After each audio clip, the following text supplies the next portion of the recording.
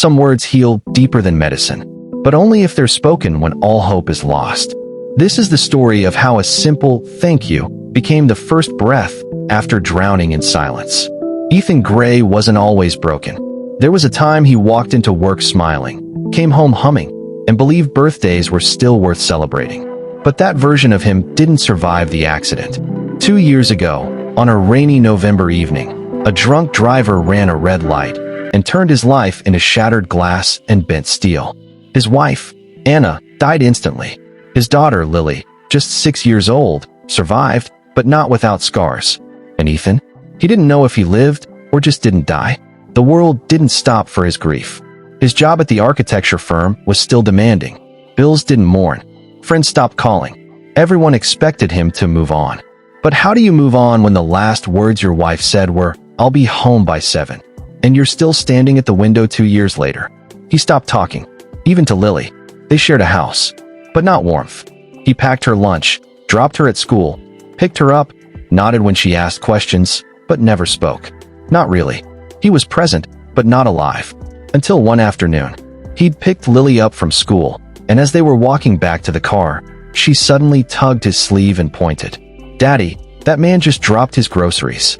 An elderly man had tripped near the curb. Bags spilled. Oranges rolled. Ethan hesitated. He hadn't helped anyone in years. Hell, he could barely help himself.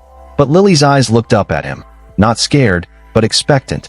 So he walked over, picked up the apples, handed the man his cane, and helped him to the bench. The old man smiled with effort. And then he said it. "Thank you, son." 2 words. Simple. Routine. But they hit Ethan like lightning in a dry forest. He hadn't heard those words in years. Not from anyone. Not since Anna. That "thank you" echoed in his chest like a heartbeat restarting.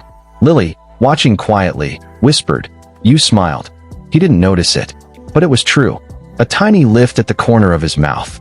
Like life had cracked the wall just a bit. That night, Ethan cooked dinner. Real dinner. He asked Lily how school was. She almost choked on her spoon. "You talk." He laughed. And then he cried. Because maybe, just maybe, that stranger's "thank you" was the first time someone saw him as still human. And that was enough for the first brick in rebuilding his soul. Weeks passed. And every day, Ethan made a point of saying thank you. To the crossing guard. The barista. The woman who let him merge in traffic. He became addicted to noticing people. Not for their help, but for existing at all. And the more he said it, the more life started whispering back. He returned to architecture. Not as an employee, but with a dream. A new firm. A small, personal space called Project Grounded, dedicated to designing community shelters, grief centers, and safe spaces for people with emotional trauma. One day, Lily asked, "Why don't we build something for that man? The one who said thank you first." It shook Ethan. He didn't even know the man's name. He went back to the same street. Waited. Asked around. It took a week before someone said, "Oh, you mean Mr. Harold? He volunteers at the food bank on 5th. Ethan found him. And when he told Mr. Harold what that "thank you" did, the old man cried. He said, "Son, I didn't thank you to change your life. I just meant it." Ethan replied, "That's exactly why it changed mine." 2 months later, Ethan submitted blueprints for a small building. Part reading room, part grief support, part library. But its name would be bold and simple. The Thank You House. It was funded by donors who read his story, by people who never forgot kindness. Parents who lost children. Children who lost mothers.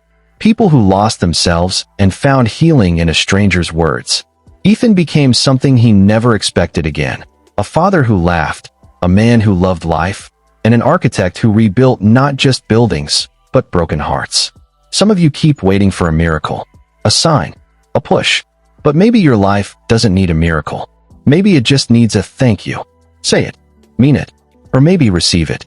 It might be the first word that teaches you how to live again. Want more stories that rebuild your soul? Then subscribe. Not for us, but for the part of you that still believes in quiet miracles, in small moments that change everything, in the power of words that heal deeper than time. Because sometimes, one simple thank you is all it takes to remind someone they're still alive.